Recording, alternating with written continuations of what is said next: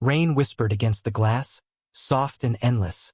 As Lena sat cross-legged on her bed, highlighter in hand, surrounded by open textbooks. The house felt too big without her roommates, too still, too aware. Every creak in the walls echoed like something breathing just out of sight. She tried to ignore it, pushing her earphones deeper and focusing on the pages in front of her. But even with the music, she couldn't shake the feeling that someone was standing just beyond the window pane, watching. When the thunder rolled, she looked up and froze. For a split second, in the flash of white light, a shadow crossed the curtain. She waited, heart climbing her throat. Maybe it was a tree branch, she thought. Or maybe her mind was playing tricks after hours of caffeine and silence. Still, she couldn't help but pull the curtain aside just an inch. Outside, the night bled into the glass. Wet streets, fogged lawns, the distant hum of rain. Nothing else. She exhaled shakily, laughed at herself, and turned back to her notes. Another hour slipped by. Then came a faint, deliberate tap. Once, twice, slow. The sound came from the window again. She stared, her chest tightening. It was rhythmic, like someone trying to get her attention. Too human to be the wind. The next flash of lightning lit up the room, and she saw it clearly this time. A pale face pressed against the glass. Eyes wide, lips curled into a smile that didn't move. Lena screamed and stumbled backward, knocking over her lamp. The bulb shattered, throwing the room into darkness. Her phone skittered off the bed as she reached for it, fingers trembling. The screen stayed black. No signal, no Wi-Fi, just rain.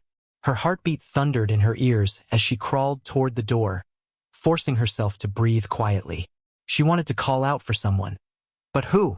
There was no one else home, no neighbors nearby. Only her and that face outside the window. When she gathered enough courage to look again, the window was empty. But on the glass were handprints, smeared and dripping down, pale against the condensation. She backed away, clutching her phone like a weapon. The house felt heavier now, like it was holding its breath with her. She turned toward the hallway, every step creaking underfoot. From the kitchen came a sound, the slow drag of something metallic, scraping across the tile. Lena whispered, "Who's there?" No answer, just the scrape again, then silence. She inched toward the kitchen doorway, heart hammering so loudly she was sure it would give her away. Lightning flashed again, spilling light through the window, and in that instant, she saw the back door. It was wide open, rain blowing in across the floor. The metallic sound returned, but this time it wasn't from the kitchen. Came from behind her. She turned slowly, shaking, and saw nothing. The lights flickered once, twice, then went out completely. In the dark, something knocked. Once, twice. The same rhythm as the rain, deliberate, patient. Not at the door, at the window. She could feel eyes on her again, though she couldn't see them. Every instinct screamed to run, but her legs wouldn't move. The knock came again, softer this time, closer, like a whisper against the glass.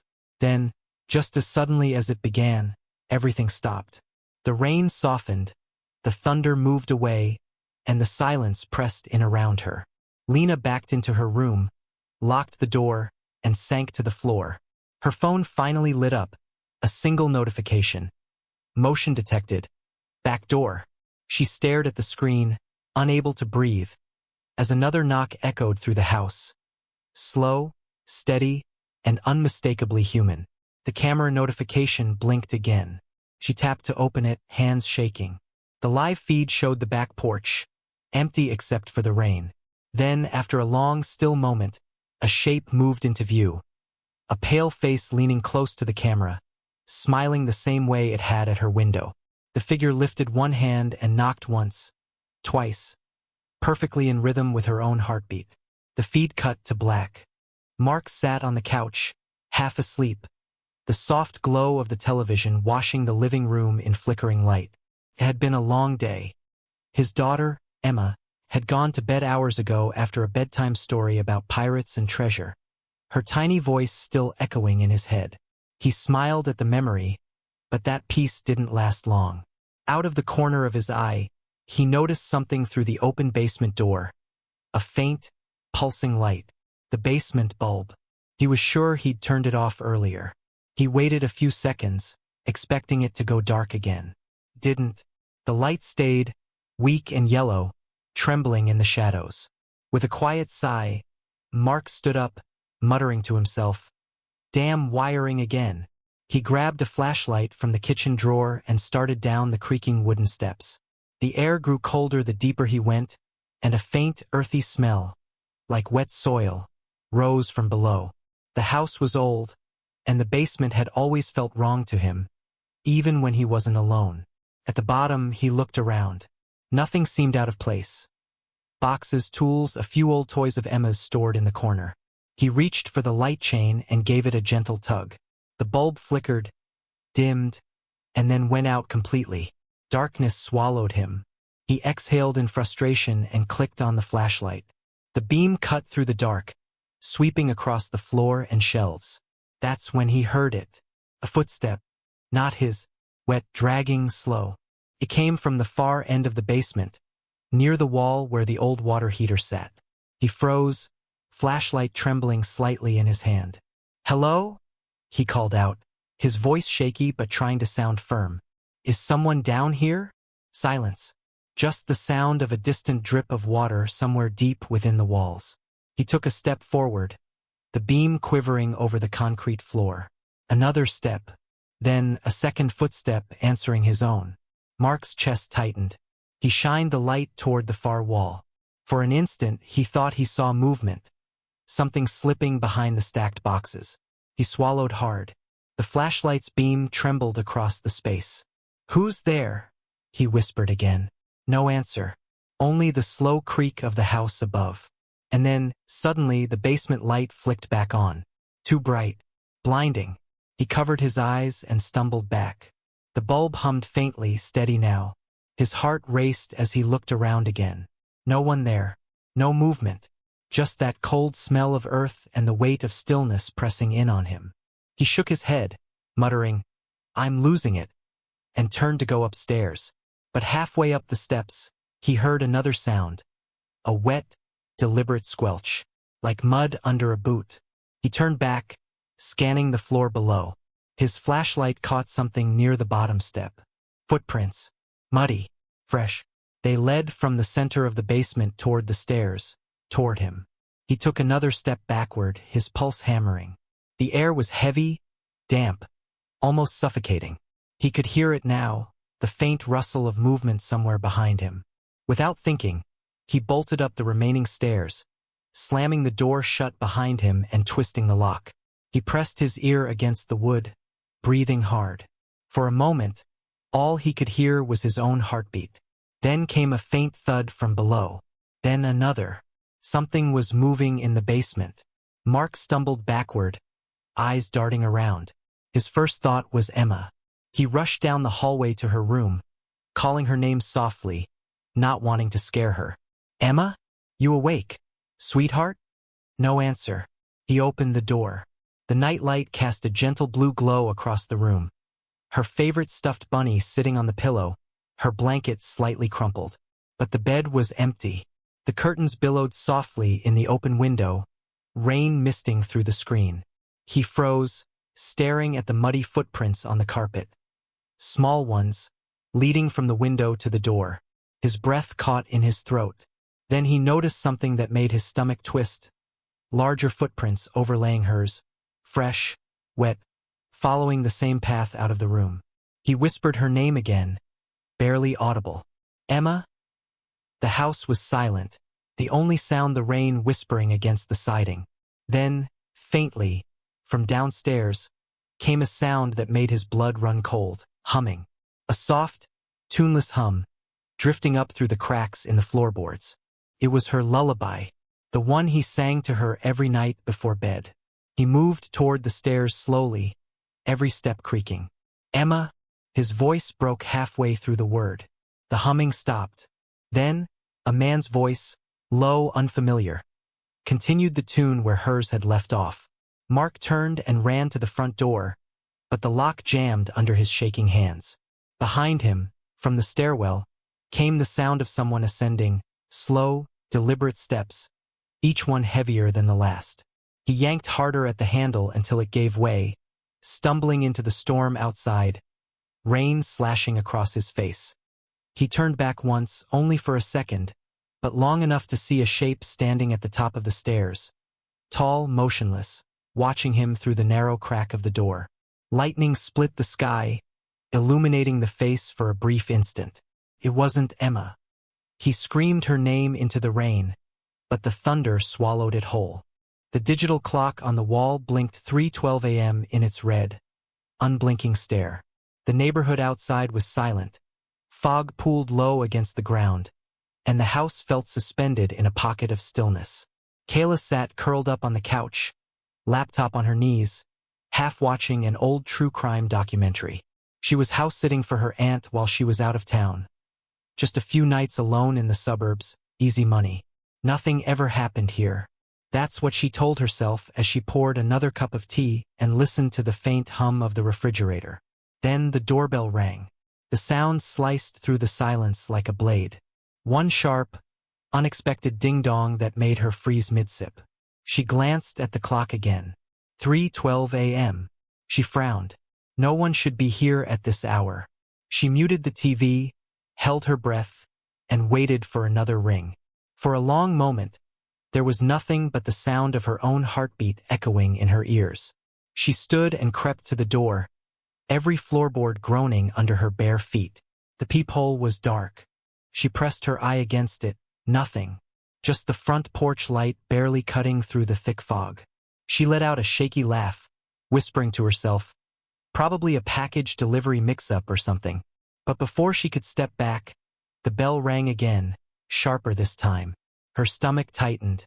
She peered again, still empty. Only fog, pale and shifting. She switched on the porch light. For a second, nothing moved. Then, out of the haze, a small shape appeared near the end of the walkway. A child.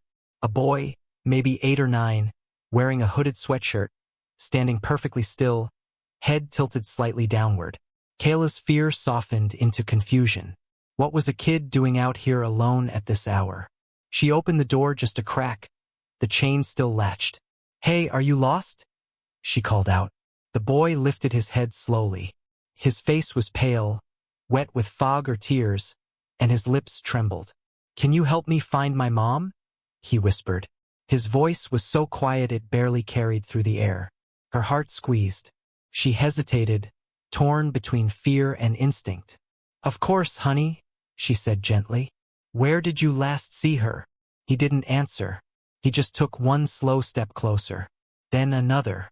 His movements were jerky, unnatural, like a puppet pulled by strings. She swallowed hard. The fog thickened behind him, swallowing the street. "Wait. Just stay there. Okay? I'll call someone." She closed the door a little, fumbling for her phone on the side table. No signal. The Wi-Fi icon showed a single flicker before going dark. She turned back toward the door and saw something through the narrow gap where it hadn't fully latched. The boy was closer now, standing at the bottom step.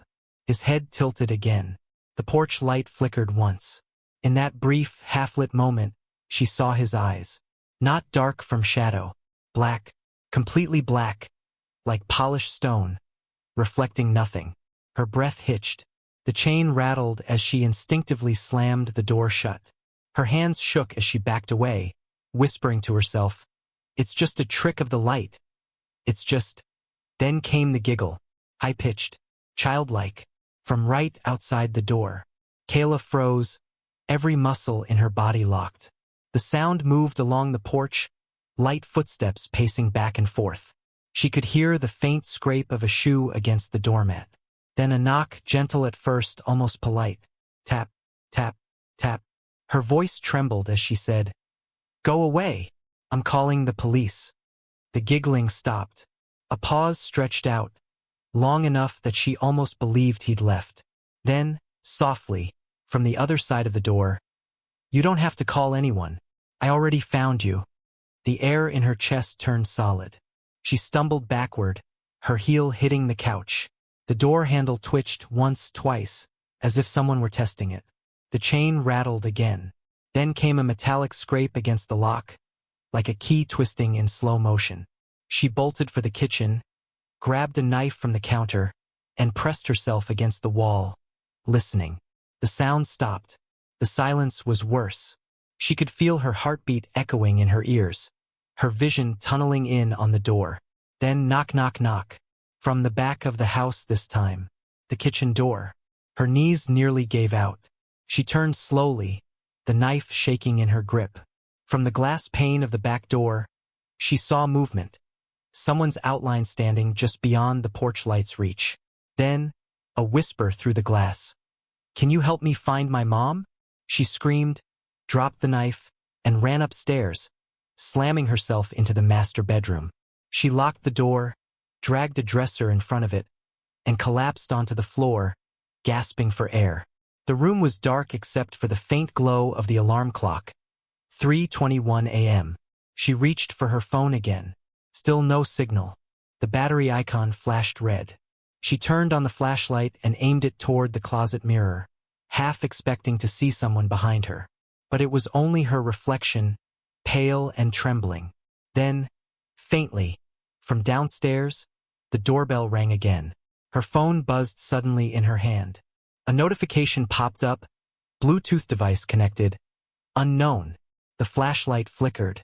In the reflection of the mirror, over her shoulder, a small shape stood by the window. A voice, soft, childlike, whispered right behind her ear, "It's cold out here." The phone dropped from her hand and the light went out. Riley sat cross-legged on his bed, the summer night pressing in heavy and slow. The air conditioner hummed faintly, pushing cool air through the vents above him, carrying with it a strange metallic smell he hadn't noticed before.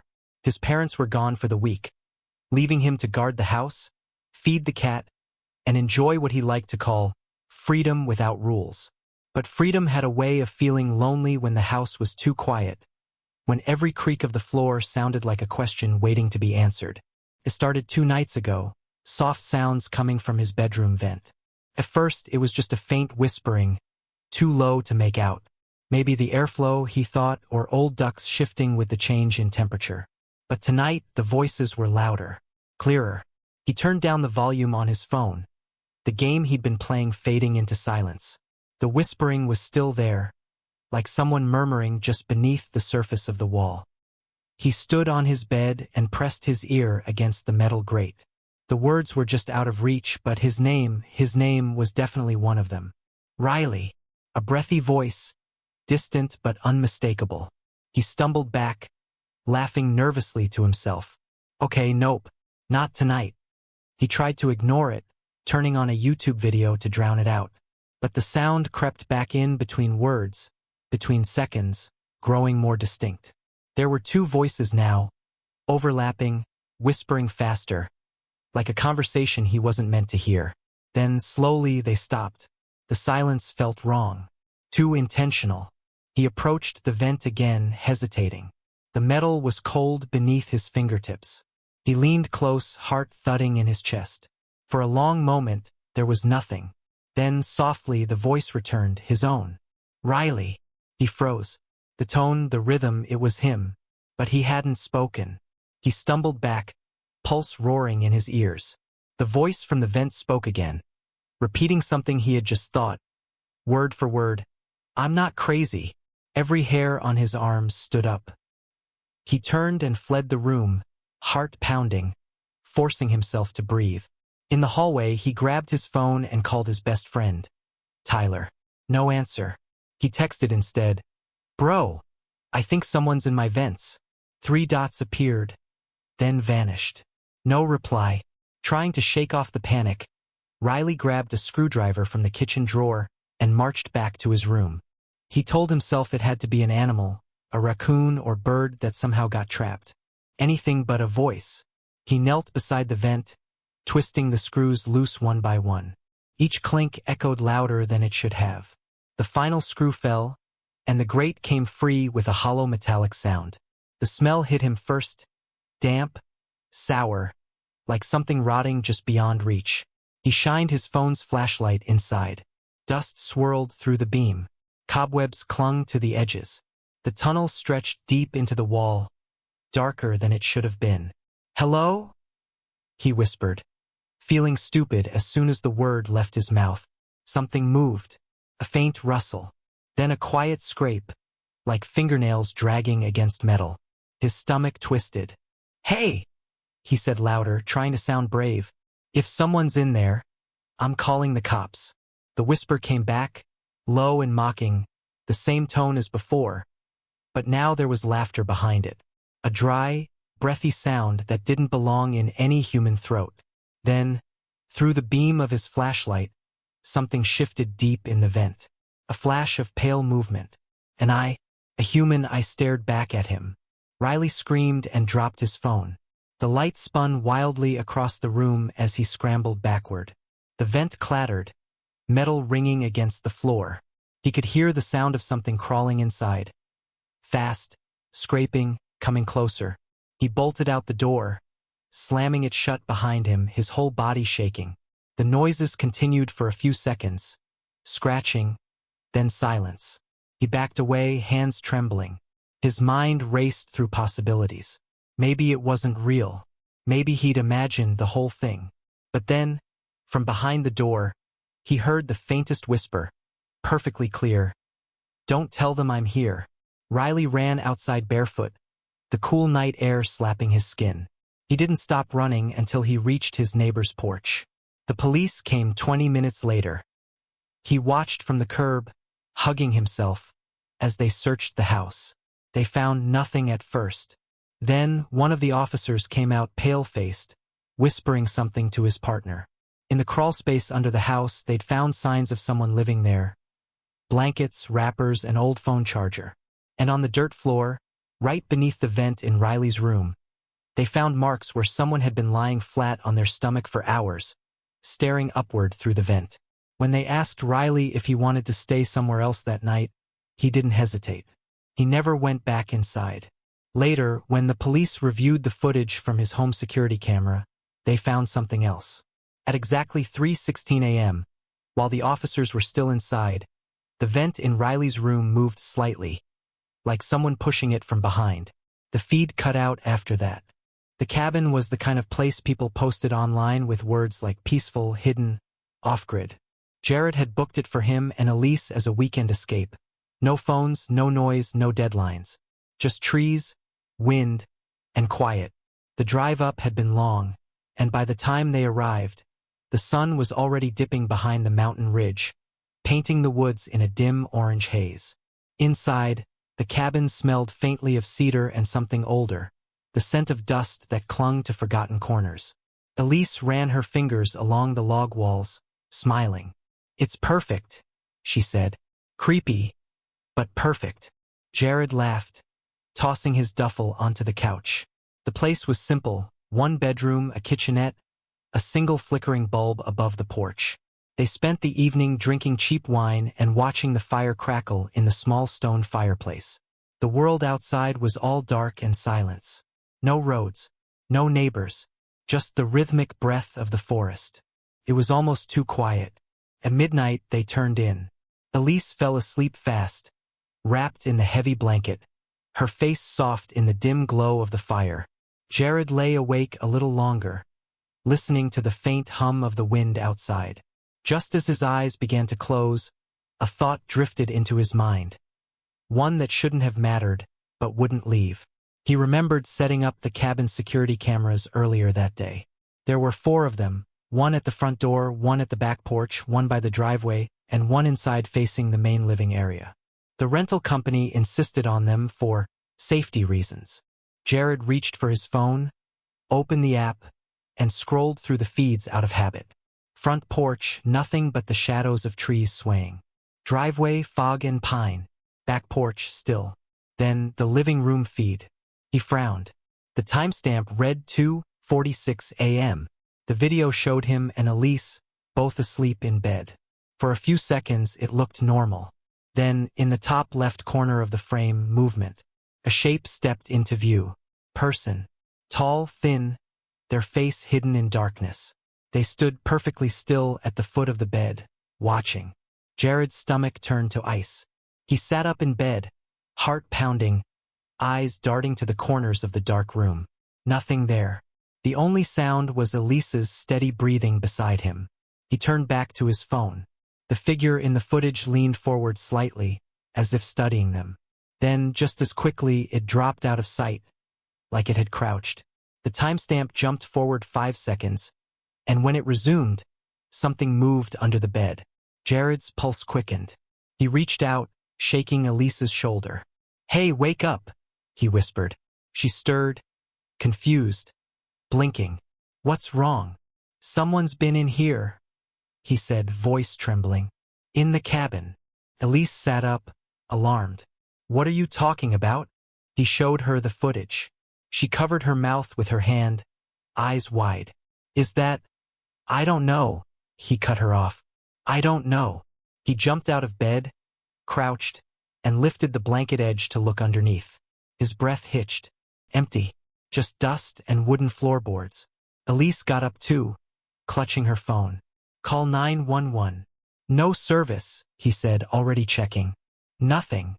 They stood there, frozen, the silence pressing in thicker than ever. The cabin felt smaller, tighter. The walls seemed to breathe. From outside came a faint sound, the crunch of gravel. Jared motioned for Elise to stay back as he crept to the window. He peeked through the curtain. Nothing but trees and fog. Then, a flicker of light, motion-activated floodlight on the back porch. Someone was out there.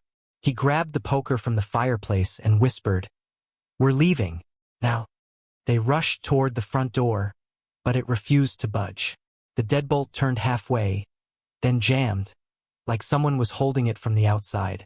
Elise began to cry, whispering, "Please, please open it." Jared forced the lock until it gave, and the door flew open with a bang. The night air hit them, cold and wet. They sprinted to the car parked just a few feet away. Jared fumbled with the keys, his hands shaking so badly he dropped them twice. Finally, the engine roared to life and the headlights cut through the fog. Elise turned to look back at the cabin. Her breath caught. In the upstairs window, silhouetted against the dim interior light, a figure stood watching them. Still, unmoving. "Go!" she screamed. Jared slammed his foot on the gas, tires kicking up gravel. The cabin disappeared into darkness behind them. Neither of them spoke for miles, until the road evened out and the trees thinned. Only then did Jared dare to look at his phone again, still open to the camera app. A new notification blinked at the top of the screen. Motion detected, living room. He clicked it. The feed showed the cabin's interior, still lit by the dying fire. The figure was standing in the exact spot they had been sleeping, facing the camera. It slowly tilted its head toward the lens. Then the screen went black. Elise sobbed quietly beside him, whispering over and over, "We locked the doors. We locked them." When the police went to investigate the next day, they found the cabin door still locked from the inside. The night had an unnatural stillness that clung to every corner of the house like damp air. Rain pattered against the windows in soft, rhythmic waves. Mia sat on the couch, a single lamp glowing beside her, reading a book she could no longer focus on. Every few seconds, she glanced toward the hallway that led to her daughter's room. The baby monitor on the table beside her emitted faint static, a constant, whispering hum. Her husband was away on a night shift, and the house had felt too big, too hollow since he'd left that evening. She took a sip of tea, now cold, and pulled the blanket tighter around her shoulders. The rain grew heavier, tapping the windows with a steady insistence. Then, through the faint static, came a sound from the baby monitor. A sharp click, like a microphone turning on. Mia froze. She tilted her head slightly, listening. First nothing. Then breathing. Slow. Uneven. Too deep to be her daughter's. Her hand trembled as she reached for the monitor. "Hello?" she whispered, as if expecting someone to respond. The breathing paused, then resumed, closer, heavier. It sounded like someone was standing over the crib. She shot up from the couch, heart hammering. "No," she said under her breath. "No, no, no."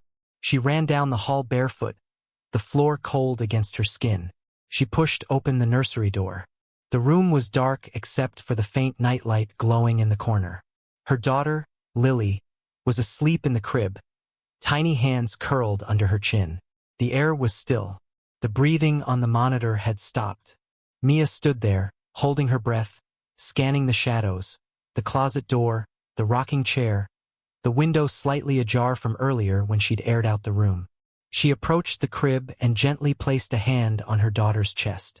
Steady heartbeat, peaceful sleep. But then the baby monitor crackled again.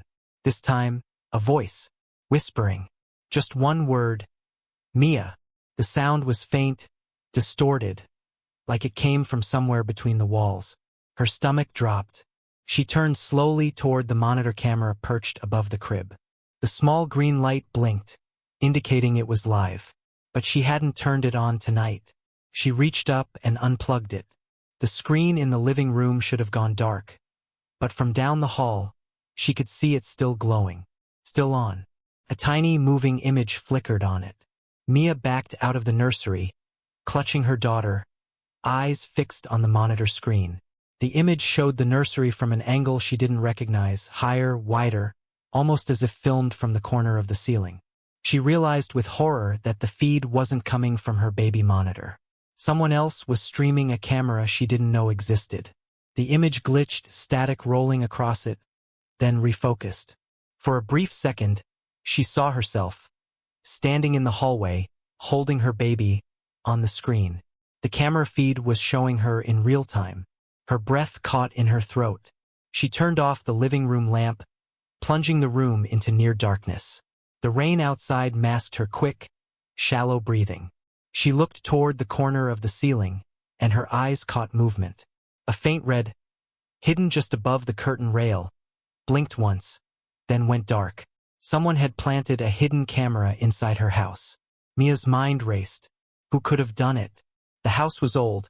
They'd only moved in 3 weeks ago. But the realtor had mentioned the previous owner left behind some security upgrades.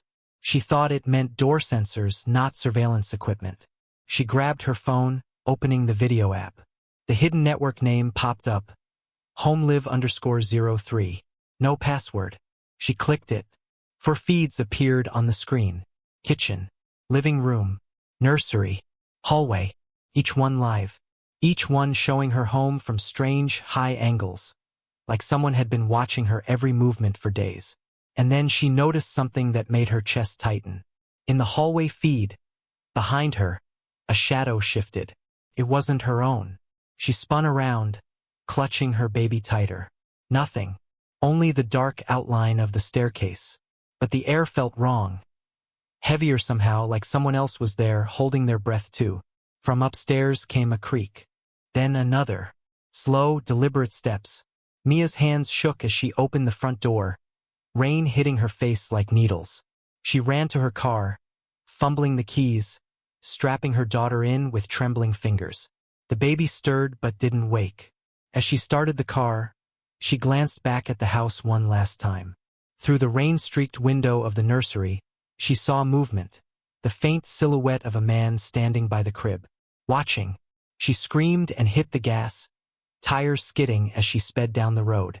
Her phone buzzed in the seat beside her. A notification. New device connected to HomeLive_03. Then another. New feed available. Curiosity and fear fought inside her. Against her better judgment, she tapped the notification. A new video began playing, a live feed from inside her car. The camera angle was from the dashboard directly facing her. Her scream echoed over the rain as the feed flickered, glitched, and froze on her terrified face. When police later arrived at the house, they found no sign of forced entry. But behind the nursery wall, hidden between the studs, was a small black box with multiple camera cables leading into every room. The name registered to the network was traced back to a man who had lived in the house a decade earlier. He'd disappeared without a trace. But the cameras were still running. The sound came at exactly 3:12 a.m. A faint, deliberate tapping that woke Dylan from a deep, dreamless sleep. At first, he thought it was part of his dream, some remnant of a fading thought. But when the second tap came, louder, sharper, He sat up in bed, heart thudding against his ribs. He glanced toward the window, where pale moonlight leaked through half-closed blinds. The tapping came again. This time it was unmistakable, like fingernails brushing against glass.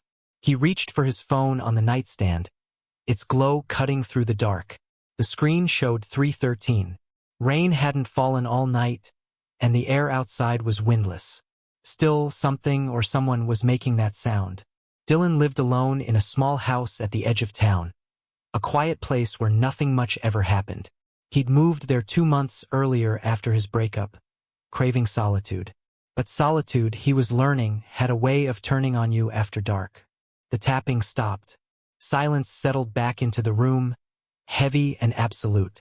Dylan lay there listening, not just with his ears, but with his skin, his nerves. A full minute passed. Then, from the other side of the house, came a soft creak. The sound of a door hinge slowly giving way. He swung his legs out of bed and grabbed the baseball bat leaning by the dresser. Every hair on his arms was standing on end. He stepped quietly into the hallway, his bare feet making no sound on the hardwood. The air smelled faintly metallic, like wet iron. As he passed the bathroom, the motion light flicked on by itself, bathing the narrow hall in a sterile glow. "Hello?" he called out, voice trembling slightly. No answer. Only the faint hum of the refrigerator from the kitchen. He moved toward the sound, toward the back door. It stood slightly ajar, the chain lock dangling uselessly. Dylan froze.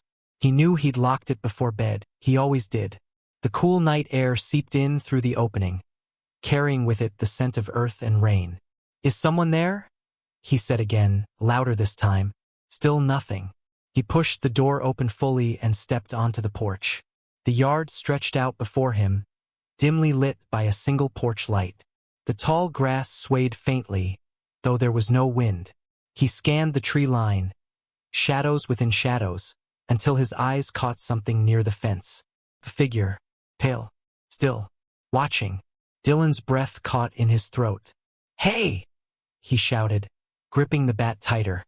The figure didn't move. He blinked, and for a split second it was gone. Just like that, vanished. He backed into the house, locked the door, and double-checked every window, every latch. When he finally returned to the bedroom, he turned on the lamp and sat on the edge of the bed, trying to convince himself he'd imagined it. Maybe a trick of light. Maybe his eyes playing games in the dark. He took a deep breath, exhaled, and turned the lamp off. Darkness swallowed the room again. Then, a faint click echoed from the living room, like the sound of a light switch being flipped, followed by another click, and another.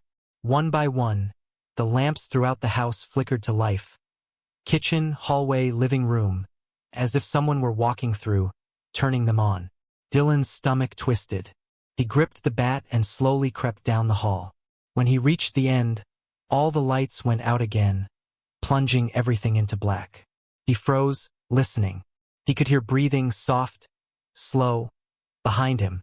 He spun around, swinging wildly. The bat hit nothing but air. Then a whisper, right at his ear. "You shouldn't have come back."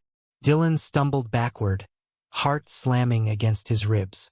He flicked on his phone flashlight and swept it across the hall. The beam landed on the mirror above the console table, and for just a moment he saw a reflection that wasn't his. A pale, hollow-eyed man standing directly behind him. He turned, no one there, but the reflection remained. The man in the mirror tilted his head, studying Dylan like a predator might study prey.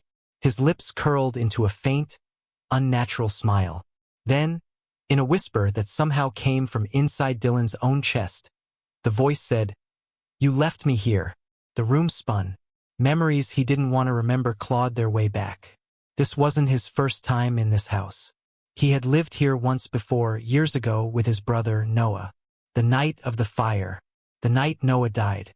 Dylan had moved away after that, too haunted to stay. But this year, when the property went back up for sale, something had drawn him back. He told himself it was closure. He told himself ghosts weren't real. He realized now how wrong he'd been. The whisper came again, closer this time, crawling beneath his skin. "You promised you'd save me." The mirror cracked. Once, twice. A spiderweb of fractures spread from the center, splitting Dylan's reflection into broken pieces. Then, from within the cracks, a pale hand reached outward, pressing against the glass from the inside. Dylan screamed, stumbling backward as the mirror shattered completely, glass exploding across the floor. His flashlight beam flickered wildly, landing on the hallway wall, where new words were scrawled in dark red. "Now you're home." The temperature dropped instantly, breath visible. The air thrummed with low, unnatural energy. Dylan bolted for the front door, but when he yanked it open, all he saw was black. Not night, but something deeper, like a void stretching infinitely outward. The whisper came again, from everywhere at once. "Stay." He slammed the door and backed away. The walls began to groan, the lights flickering like the house itself was alive. He turned toward the window, and there, standing just outside in the yard, was Noah, burned, smiling, watching. The house went dark. The last sound Dylan heard was the faint tapping on glass again. From inside this time. When neighbors found the house days later, the lights were all on, the doors locked from the inside. The only thing missing was Dylan. But on the mirror shards scattered across the hallway floor, police found faint fingerprints belonging to his deceased brother. The winter storm came earlier than expected. Thick snow falling in heavy sheets, burying the streets, muting every sound. Nora's small rental house sat alone at the end of a rural road, the kind of place realtors described as peaceful, but that felt more like forgotten. She'd rented it only 2 weeks ago, desperate for somewhere cheap and quiet while finishing her graduate research. The realtor had mentioned the previous tenant left in a hurry but didn't say why. She didn't care at the time. She just needed a roof and 4 walls. That night, the world outside disappeared beneath a curtain of white. The wind howled like something alive, rattling the window frames. Nora sat at her desk by the firelight, headphones in, typing furiously. Her fingers were numb from the cold. Around midnight, the power flickered once, twice, then died completely. She sighed, pulling off her headphones. The silence was absolute except for the storm. She grabbed her phone, but there was no signal. She lit a few candles and checked the breaker, no luck. The house felt different in darkness, like the walls had shifted slightly, the corners deeper somehow. She wrapped a blanket around her shoulders and returned to her desk, determined to finish her work. Then came the first knock. 3 slow, deliberate taps on the back door. Not loud, but enough to make her freeze mid-breath. She turned her head toward the sound. The back door was down a narrow hallway that led off the kitchen. Her pulse quickened. Maybe it was the wind, she told herself. A branch or the storm itself. But then came another knock, harder this time. Nora stood slowly. "Hello?" she called out. No answer. She stepped into the kitchen, the candlelight trembling in her hand. The knocking stopped, replaced by silence so deep she could hear her heartbeat. She crept closer, every creak of the floorboards amplifying in her ears. When she reached the door, she hesitated. The frosted glass window showed nothing but swirling snow. She pressed her ear to it, listening. A faint whisper, too low to make out, seemed to come from the other side. Her throat tightened. "Who's there?" Silence again. Then the faintest sound, laughter. Not mocking, not loud, but wrong. Came in short bursts, like someone trying not to be heard. Nora stumbled back, the candle trembling in her grip. She grabbed her phone to use the flashlight, but the battery was almost dead.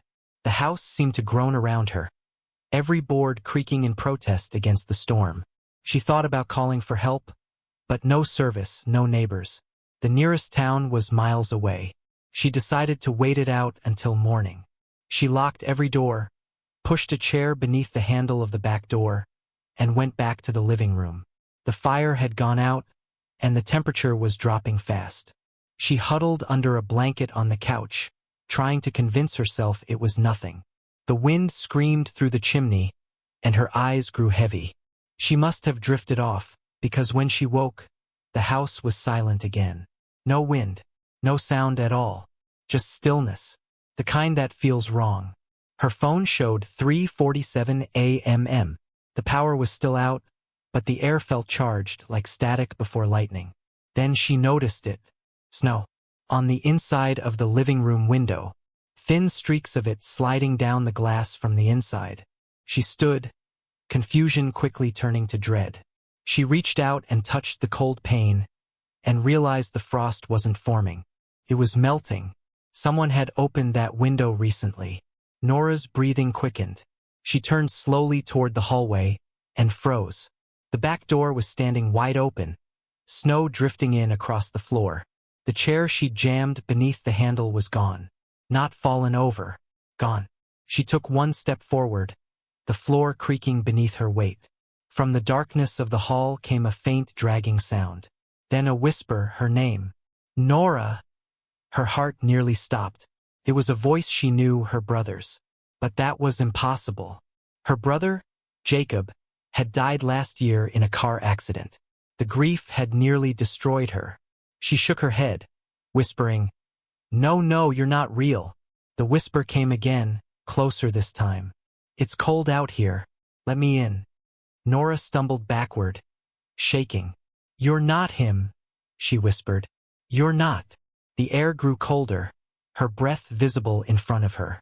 Every candle flame dimmed, bending toward the hallway, as if something invisible was moving through the air. The dragging sound stopped. Then, a figure appeared at the end of the hall, tall, human-shaped, but wrong in the way it moved. Its head tilted too far to one side, its limbs bending slightly backward. It stepped forward into the candlelight. Snow dripped from its shoulders.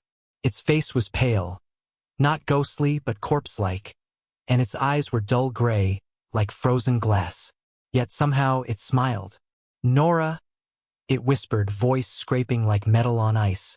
I came back for you, she screamed, stumbling toward the front door, yanking it open with trembling hands.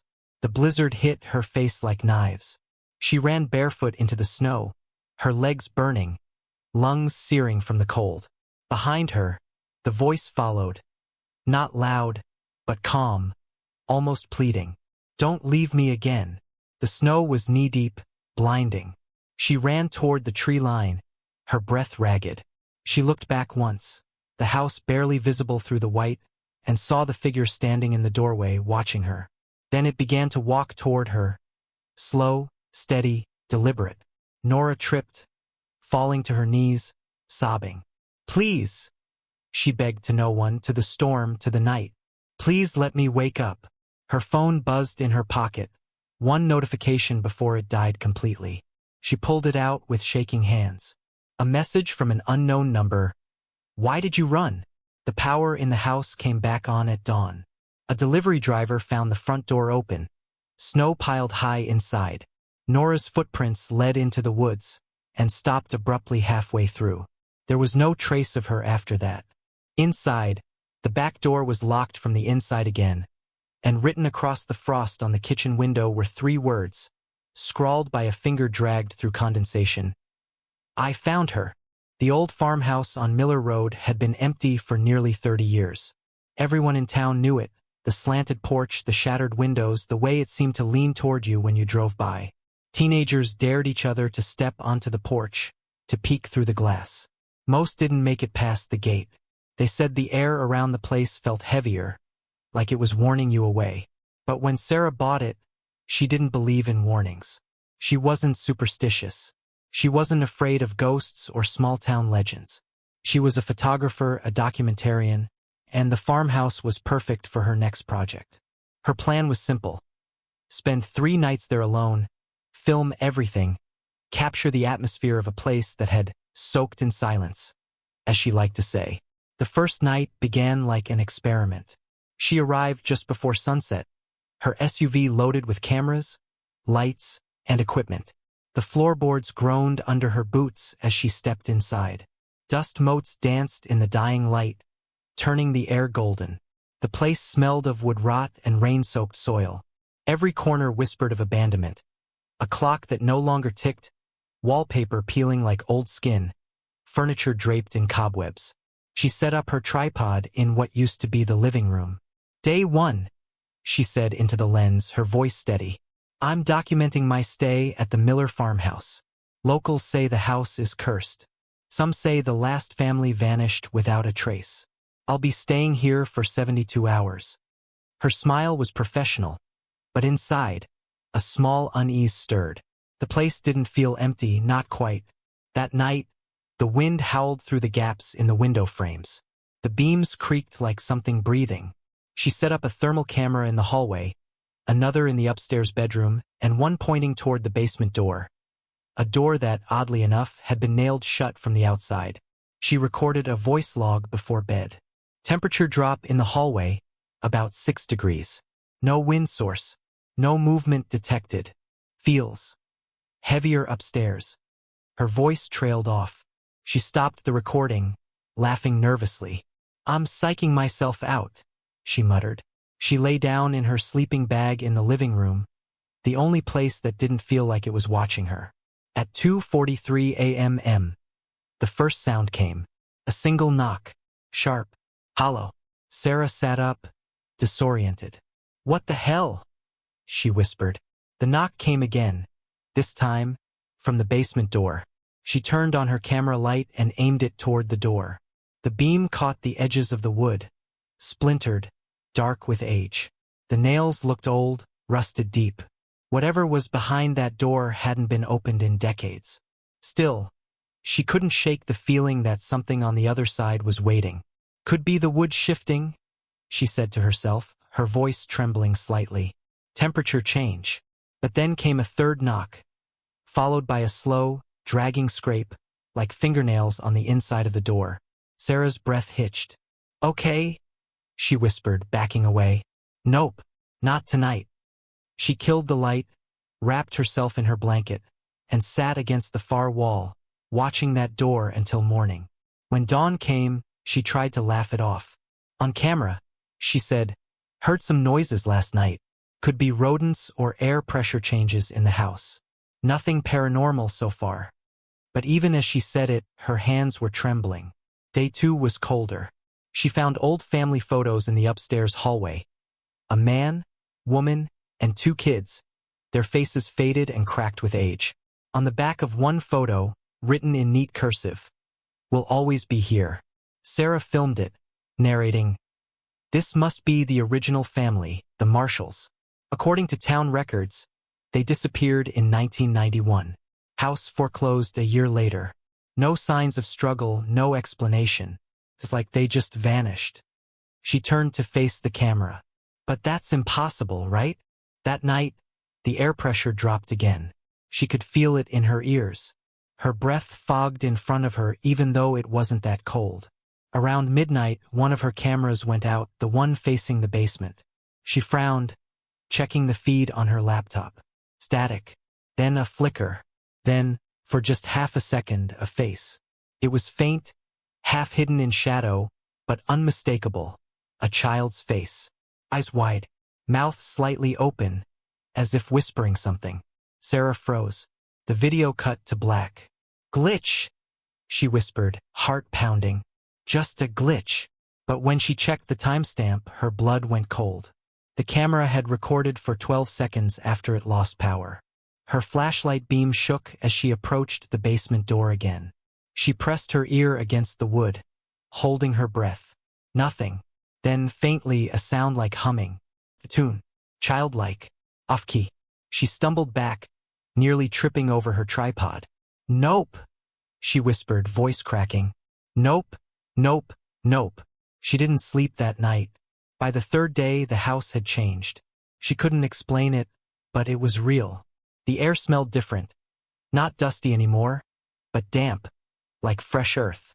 The photos she'd left on the table had moved. In one, the mother's face was now scratched out entirely. The walls themselves seemed to warp under the morning light, the wallpaper patterns curling like veins. She recorded her final log at noon. The energy here feels different. I don't think I'm alone. Every sound, even silence, feels like it's listening. I keep hearing footsteps, but when I check the floors, there's nothing. I'm going to open the basement tonight. I need to know. As dusk fell, she pried the nails out one by one. the sound of metal scraping would echoing through the house. Each creak felt louder than the last. The final nail clattered to the floor, and the door creaked open an inch. Cold, stale air poured out, thick and heavy, carrying the smell of rot and soil. "Jesus!" she whispered. The air inside was freezing. She aimed her flashlight down. The stairs descended into black, walls lined with damp stone. Halfway down, her light flickered. "Battery's dying," she muttered, tapping it. Of course. At the bottom of the steps was a small dirt floor, surrounded by stone foundation walls. Old jars, rusted tools, broken furniture. She turned slowly, documenting everything, until her beam landed on something in the far corner. A small wooden door, no taller than her waist. "Another one?" she whispered, heart racing. She crouched and pulled it open. Inside was a space no larger than a closet, filled with old toys. A wooden horse, a cracked porcelain doll, a tiny chair. The air was colder inside that little room than anywhere else. Frost clung to the walls. And then, from the shadows, a small voice said, "Are you my mom?" Sarah froze. The voice was so soft, so human. She spun around, light shaking, breath shallow. "Who's there?" No answer. "Is someone down here?" Then came another sound, the faint scuff of feet on dirt. Behind her. She turned again, and the beam caught something small. A child, standing motionless by the stairs. Skin gray, eyes wide and wet-looking, clothes tattered like they'd been buried. The child tilted its head. "She said you'd come back." Sarah stumbled backward, heart hammering so hard she could barely breathe. Who are you?" "She said we could play again." The flashlight went out. Darkness swallowed her. The only sound was breathing. Not hers, not one person's, but many. Slow, wet, ragged. Then whispers. Stay with us." She bolted up the stairs, tripping, clawing at the steps. The door slammed shut above her with a deafening bang. She screamed, pounding her fists against it, but it wouldn't move. The voices grew louder, surrounding her. Hands, small, cold, and rough, brushed against her arms, her legs, her face. "Let me out," she screamed. "Please." Then silence. When she woke, it was morning. The basement door was open, nails scattered across the floor. She didn't remember sleeping, or how she'd gotten back to the living room. Her camera equipment was gone, but her voice recorder sat neatly beside her.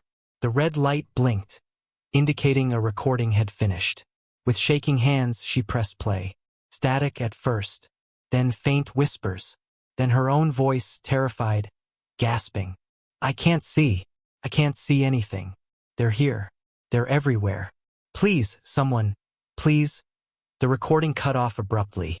Then, after a few seconds of silence, a new voice, calm, soft, familiar. The same child's voice. "She's staying with us now." Sarah ran from the house that morning, barefoot, bleeding, screaming until her voice broke. She collapsed on the roadside, trembling and incoherent. When authorities arrived, they found her gear scattered throughout the house. Her cameras were still recording. In one of the final frames, just before the footage cut out, Sarah can be seen standing in the basement doorway, smiling faintly, her eyes glassy and unfocused. A small hand rests on her shoulder, but no one else is visible in the shot. The official report called it a psychological breakdown. Locals still tell the story differently. Some say if you walk past the old farmhouse at night, you can see flickering light in the windows, like a camera still recording. Others swear you can hear children laughing softly through the cracks in the wood. But the strangest thing is this: months later, the real estate agent who had sold Sarah the property received a package with no return address. Inside was one of her cameras, still functioning, battery somehow full. When he played it, the footage began right where her last recording ended. The lens faced the living room. Sarah sat cross-legged on the floor, smiling faintly at the camera. Behind her, shadows moved like figures just outside the edge of light. She spoke in a whisper, voice calm, detached. "I get it now. They never left. They were always here. And they wanted someone to see." Then she looked directly into the lens. Her eyes were pale, almost colorless. "If you're watching this," she said, "you've already let them in." The camera shook once, like someone had grabbed it, and the screen went black. The farmhouse remains abandoned. The door to the basement has been nailed shut again, but no one knows by who. On the wood, someone carved a final message in uneven, childlike handwriting. "We're not done yet." It was supposed to be a quiet evening, one of those rare nights when everything in the world feels still. The kind of night where even the wind seems reluctant to move. The old farmhouse sat alone on a wide stretch of land, miles from the nearest neighbor, the fields around it buried in the hush of autumn. Inside, a single lamp glowed in the living room, spilling a pool of warm light across the worn carpet and the half-packed boxes that cluttered the floor. Eleanor sat on the couch, staring absently at a family photo that rested on the coffee table. Her face, her husband's, their 2 sons, all smiling, taken just a year ago, before the accident, before everything had changed. Now it was just her and the silence. The house felt hollow, as though grief had chewed through the walls, leaving it empty and fragile. She told herself she'd leave soon. Just one more night to gather her things, to say goodbye. The clock on the wall ticked softly, its rhythm steady and slow. Somewhere upstairs, the wood creaked, settling under the night chill. She didn't think much of it. Not at first. The house was old, and old houses made noises. But then came the faint sound of footsteps. Slow, measured, pacing. Eleanor's eyes flicked toward the ceiling. Her heart started to race, but she stayed still, listening. The steps continued back and forth, above her head, in what used to be her son's room. She swallowed hard. "Hello?" she called out, her voice trembling slightly. The footsteps stopped. Silence. She stood, clutching her cardigan tighter around her shoulders. "Probably the wind," she whispered, though she knew it wasn't. The air in the room felt heavy now, charged somehow. She reached for her phone on the counter. No signal. Typical out here in the countryside. Then, from upstairs, came a sound that made her blood run cold. Laughter. Faint, childlike, echoing through the floorboards. Eleanor's knees weakened. She knew that laugh. She had heard it 1,000 times. Both of her boys, chasing each other down the hall, giggling uncontrollably. But that was impossible. They'd been gone for nearly a year. The car crash had taken them both on a rainy night in November. She'd buried them herself. The laughter came again, closer this time, as though whoever or whatever it was had moved to the top of the stairs. Her breathing quickened. "No," she whispered to herself. "No, no, no." The floor above groaned. Then came the soft patter of footsteps descending the stairs. Not heavy, not adult, light, small, deliberate. Eleanor backed away, her eyes locked on the shadowed staircase. And then she saw it, a flicker of movement. Just a small shape at first, barely visible in the dim light. But then, slowly, a figure emerged. A boy. He was about 8, wearing the same striped pajamas her youngest, Henry, had worn the night of the crash. His skin was pale, almost translucent, and his eyes were a gray so faint they looked almost white. Eleanor couldn't breathe. "Henry?" she whispered. The boy tilted his head, just slightly, the way Henry used to when he didn't understand something. But there was no warmth in his face now, no recognition. He just stood there, motionless, staring at her. Tears blurred her vision. "Sweetheart, is that really you?" The boy blinked, once, then smiled, slow, unnatural, stretching too far across his face. "We missed you, Mommy." Eleanor's heart twisted, a mix of hope and terror clawing inside her. "Where's your brother?" she managed to whisper. The boy's smile widened. "He's still upstairs." Before she could speak again, the sound of another set of footsteps echoed from the hall above. Heavier this time, older, her other son, Jacob. She turned toward the stairs, eyes wide. But what came down wasn't the Jacob she remembered. The second figure was taller, but distorted somehow, his arms too long, his neck slightly twisted. His eyes were dark pits that caught the lamplight and reflected nothing. He stopped beside the smaller boy, head twitching slightly as if something deep inside him was broken. Eleanor's mouth went dry. "This isn't real," she said. "You're not real." The younger boy tilted his head again. "But you wanted us back." Her knees buckled. She sank to the floor, clutching the photo frame to her chest. "I didn't ask for this," she whispered, tears spilling down her cheeks. "I didn't." The taller boy took a step forward. The floorboards groaned under his bare feet. "You did," he said, his voice deeper, distorted, like two voices speaking at once. "You called us." Her mind flashed back to that night. The candles, the whispering, the desperate words she had spoken. After their funeral, when the loneliness became unbearable, she had found an old ritual online, a way to talk to the ones you've lost. She had followed it exactly. The candles, the mirror, the lock of hair from each child's baby book. She'd whispered their names, begged for a sign. When nothing happened, she'd smashed the mirror and cried herself to sleep. But something must have heard her. Something that wasn't her children. Now, standing before her, they were the answer to her grief. Twisted, wrong, alive. The smaller one reached out a hand. "We don't want you to be alone anymore." Eleanor backed away, her hand trembling. "Please stop. You're not my boys." Both figures stepped closer, the air around them crackling, lights flickering as the temperature plummeted. The lamp bulb burst, plunging the room into near darkness. She stumbled into the kitchen, fumbling for the drawer where she kept the flashlight. The beam cut through the dark just in time to catch their faces again. Pale, expressionless, watching her from the doorway. The younger one spoke, voice lower now, echoing oddly. "You said you'd never leave us. You promised." Eleanor's hand shook as she aimed the light directly at them. Their eyes gleamed like glass. "You're not my sons," she screamed. The taller one's head twitched again, his mouth opening far too wide. "Then why did you call our names?" The lights flickered wildly, the flashlight blinking on and off. Every flash of light revealed them closer, 5 feet away, 3, 1, until the beam cut out entirely. She screamed, swinging wildly in the dark. Her hand struck something cold, damp, flesh. Then came a sound like whispering wind, right against her ear. "Come with us, Mommy." Something cold wrapped around her wrist, fingers impossibly strong.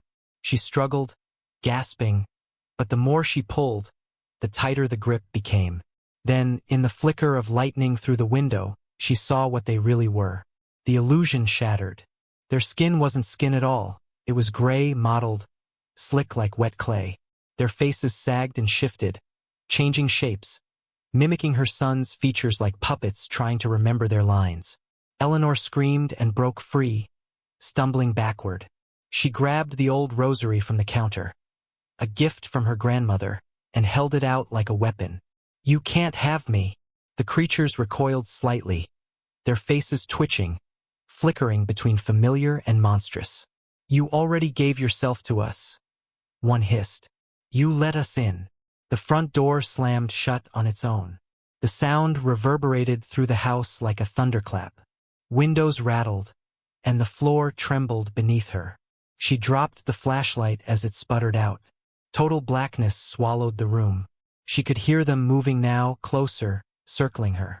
The air pressed against her chest, suffocating, whispering with voices she half recognized. Lullabies, laughter, the sound of bedtime stories she used to tell. They filled her ears until she could no longer tell which sounds were outside and which were in her head. Then, suddenly, everything went still again. A faint glow filled the room, not from the lights, but from the reflection in the window. The glass was no longer showing the dark night outside. It was showing a dim, flickering scene, the boy's bedroom perfectly clean, as it had been before the crash. And in the reflection, she saw herself, sitting on the bed between her sons, smiling, happy, whole. Tears blurred her vision. "No," she whispered, "that's not real." The reflection spoke back in her own voice. "It could be if you let it." Her heart pounded. She stepped toward the window, drawn in by the image. "Is it really you?" she asked, voice breaking. Her reflection smiled. "We can be together again. Just say yes." The air behind her grew colder. She could feel them standing there, breathing down her neck. "Say yes, Mommy," the smaller voice whispered. Her hand reached out, trembling, touching the glass. The surface rippled beneath her fingertips like water. She could feel warmth on the other side, her son's hands, small and soft, reaching back for her. "Please," she whispered, tears streaming down her cheeks. "Please let me see them." Her reflection's smile widened, eyes darkening. "Then come home." The room roared with wind. Every candle reignited at once, flames dancing violently. The air filled with the smell of burning wax and rot. The glass of the window shattered inward, shards slicing through the air. But Eleanor didn't move. She was already stepping forward, her hand disappearing into the shimmering light. Her voice, faint and breaking, whispered one last word. "Yes." The light swallowed her whole. When the storm broke the next morning, the farmhouse was still. Police found the door locked from the inside, no signs of forced entry. Eleanor's car sat in the driveway, keys still in the ignition. Inside the house, there was no trace of her. Just the old photo of her family on the coffee table, the faces faded from sun exposure. But the strangest part was upstairs. The boys' bedroom was spotless, as if it had been cleaned recently.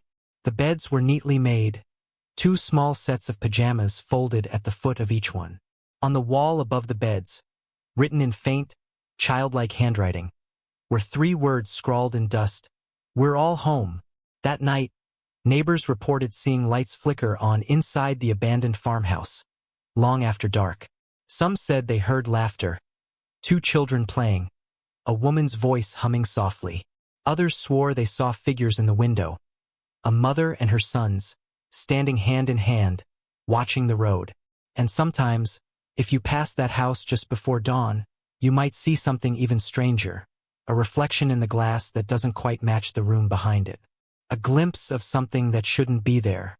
They say the Whitmore house, the cabin, the snowstorm house, the empty farmhouse, all of them share one thing in common: pattern, presence, something that moves between them, drawn to loneliness, to grief, to those who whisper into the dark hoping someone will whisper back. It always answers, and it never lets go.